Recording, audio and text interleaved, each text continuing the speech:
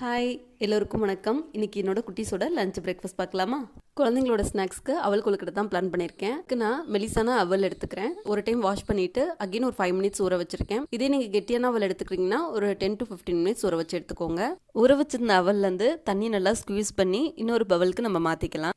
தேவையான தாளிப்பு மட்டும் கொடுத்து இதில் நம்ம ஆட் பண்ணிக்கலாம். நான் என்னென்ன கொடுத்துருக்கேன்னா, ஒரு பேனில் கொஞ்சம் ஆயில் விட்டு கடுகு உளுந்து கடலைப்பருப்பு கடலை அப்புறம் கேரட் எல்லாத்தையும் நல்லா வதக்கி இதில் ஆட் பண்ணிக்கிறேன். 2 ஸ்பூன் தேங்காய் கொஞ்சம் சால்ட்டு எல்லாமே ஆட் பண்ணி நல்லா மிக்ஸ் கொடுத்துட்டு நல்லா கையை வச்சு எல்லாம் ஒன்று சேர பிசைஞ்சுக்கோங்க. அதுக்கப்புறம் எந்த ஷேப்பில் வேணால் பிடிச்சி அதை நம்ம இட்லி பாத்திரத்தில் ஒரு 10 மினிட்ஸ் வேக வச்சா போதும், நல்லா வெந்துடும். நம்ம அப்படியே குழந்தைங்களுக்கு ஸ்நாக்ஸாக கொடுத்து விடும் போது ரொம்ப ரசித்து சாப்பிடுவாங்க. ரொம்ப ஹெல்த்தியானது கூட. கண்டிப்பாக ட்ரை பண்ணி பாருங்கள். சேம் மெத்தடில் இதை நம்ம சக்கப்பவுல்லையும் ட்ரை பண்ணி பார்க்கலாம். நல்லா டேஸ்ட்டாக இருக்கும்.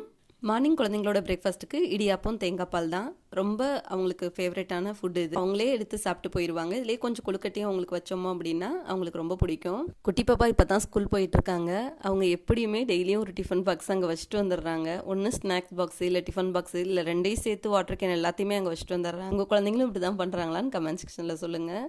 லஞ்சுக்கு தயிர் சாதம் தான் பேக் பண்ணியிருந்தேன். சைட் டிஷ் எதுவுமே நான் ப்ரிப்பேர் பண்ண கிடையாது. ஏன்னா 2 பேர் மேலேயும் செம்ம கோவமாக இருந்துச்சு. ஏன்னா நேற்று ஒரு பாப்பா ஃபுட்டை சாப்பிடவே இல்லை, ஒரு பாப்பா அங்கேயே எல்லாத்தையும் வச்சுட்டு வந்துட்டாங்க. அதனால் இந்த வீடியோ உங்களுக்கு பிடிச்சிருக்கு, யூஸ்ஃபுல்லாக இருக்குன்னா மட்டும் சேனலை சப்ஸ்கிரைப் பண்ணி ஃபாலோ பண்ணிக்கோங்க. பாய்.